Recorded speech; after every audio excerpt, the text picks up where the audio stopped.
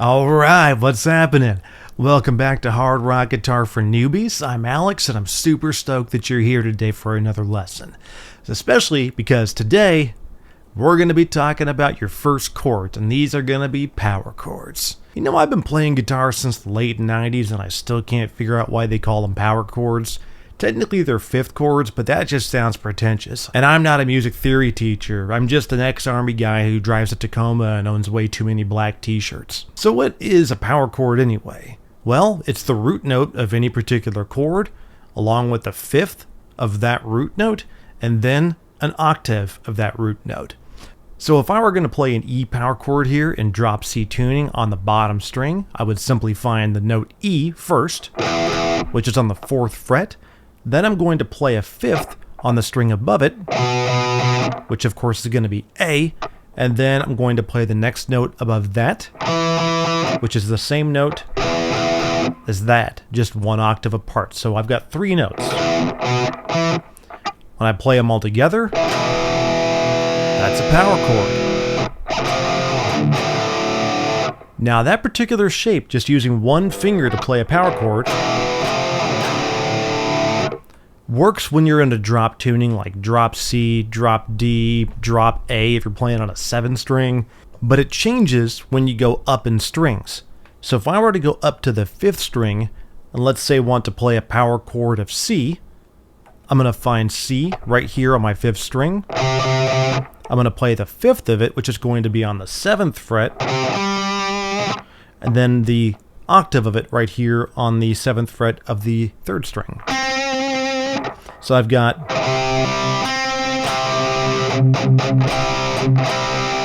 and there's my C power chord with the root note being on the 5th string. So the shape of a power chord on the 5th string is going to be kind of L shape or wedged shape, as you can see here. Whereas if I were to play it on the bottom string, I can just do it with one finger. Just like so. Power chords are found in the majority of hard rock and metal sounds, and they're really useful for a couple of different reasons. First, the shapes are really easy to play and commit to muscle memory, so it makes it easy to move around with them. Second, because they only contain a handful of notes, they pair really well with high-gain amplifiers, whereas other more complex chords with 3, 4, or 5 notes may actually get lost or muddy with all the gain and distortion you might get from a high-gain amp. Next, what we're going to do is take the song that we worked on in the last lesson and play it again, but using power chords instead of single notes. So, instead of being like this, you're going to have something more like this. Let's get into it.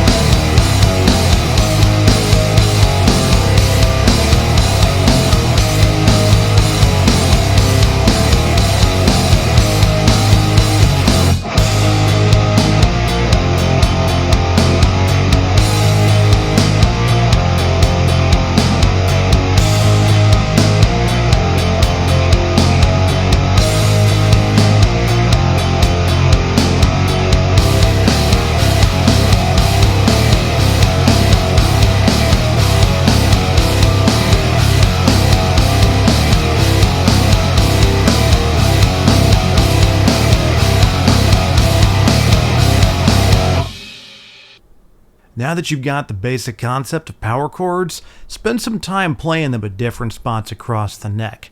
Remember that when you're on the bottom string, you can play them with just one finger. And remember that when you're on the 5th string playing them, you're going to have to play that wedge shape. Like that. But no matter where you are on the neck, the shape only changes when you change the root note string. It was really cool having you hang out again today. Keep playing, keep practicing, stay awesome, and I'll see you in the next one.